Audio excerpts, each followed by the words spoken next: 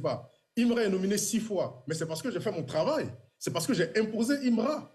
C'est parce que j'ai dit à tout le monde, vous ne pouvez pas passer à côté de ce garçon parce qu'il est extraordinaire. Et d'ailleurs, je me rappelle du hiatus que j'ai fait pendant 5 minutes où je leur expliquais que dans toute l'histoire de la musique africaine, et je mets tout le monde au défi, je ne connais pas un artiste qui a réalisé ce que Imra a fait. C'est-à-dire que tous les plus grands succès de la musique africaine, ça part d'abord d'un artiste qui est obligé d'aller en Occident, signer dans un label, être développé par les mécanismes, les plateformes donc, de l'Occident, et puis connaître un succès qui revient sur le continent africain et fait de cet artiste-là un gros artiste.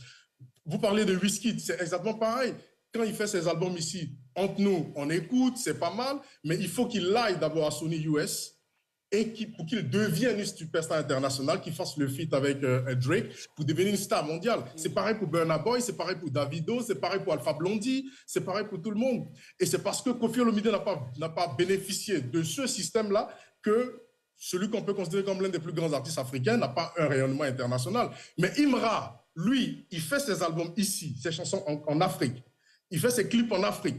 Il développe ça, il met ça sur les plateformes et il est numéro 1 en France. Et c'est ce discours-là que j'ai tenu à l'équipe d'Afriма qui a dit, mais oui, c'est intéressant ce garçon. Et c'est pour ça qu'il est nommé 6 fois. Mais Guy, Guy,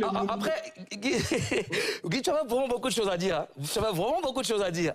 Non, mais parce que il faut que... C'est pas la première fois. J'ai été interpellé une première fois par le management de Roselyne Layo là-dessus. Et c'est exactement la même chose. C'est-à-dire qu'il y a un Ivoirien là-bas, pourquoi on n'a pas eu ces sièges? Moi, mon rôle, c'est d'expliquer qui sont les gens. Et une fois que j'ai fini d'expliquer ça et que j'ai réussi à convaincre, la personne devient nominée. Là, on a fait notre travail. Maintenant, vous êtes 12 autour de la table. Si Imra est nominé, par exemple, disons, meilleur artiste africain, pour faire simple, que moi, j'ai réussi à faire le speech pour dire il faut qu'il soit meilleur artiste africain dans la catégorie. Et qu'on dit, OK, Guy, d'accord, on vote pour qu'il soit dans la catégorie. Mais après, chacun des gars autour de la table va voter entre Imra et Rema et Davido et ceci. Mais là, moi, je n'ai plus de prix. Moi, je peux donner 20 à Imra. Mais celui qui est en Afrique du Sud ou celui qui est au Zimbabwe, il peut considérer que Davido est plus intéressant qu'Imra. Il votera. C'est aussi simple que ça. Donc, Guy, moi, ce que je veux savoir, est-ce que ça, parce que c'est vrai, c'est un comité qui décide, est-ce que c'est transparent?